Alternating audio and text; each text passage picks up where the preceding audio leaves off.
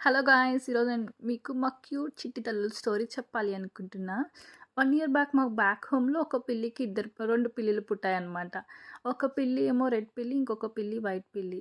Red పిల్లి ఏమో మా ఇంటికి పెద్దగా వచ్చేది కాదు. వైట్ పిల్లి మాత్రం ఒకసారి రావడం స్టార్ట్ చేసింది. అప్పుడు జస్ట్ ర్యాండమ్‌గా అప్పుడప్పుడు వచ్చి వెళ్తూ ఉండేది. తర్వాత ఇంకసలు అంటే వాళ్ళ మమ్మీ దగ్గరికి వెళ్ళడమే ఆపేసింది. ఎప్పుడు మా ఇంట్లోనే ఉండేది. ఇంకా మేమే పాలు అంటే లైక్ చికెను ఇవన్నీ బాగా ఫీడ్ చేసుకుంటాం. ఇప్పుడెలా అయిపోయిందంటే ఇదొక మా ఇంట్లో ఒక మనిషిలా అయిపోయింది.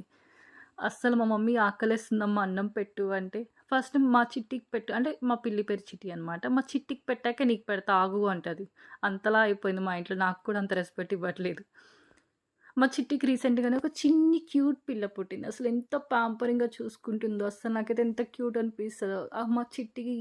మా చిట్టి ఇంకొక చిట్టికి పాలిస్తుంటే అసలెంత అనిపిస్తుంటదో చూడ్డానికి. నా 2 కళ్ళు సరిపోవనమాట. ఆడుకుంటుంటదసలెప్పుడు.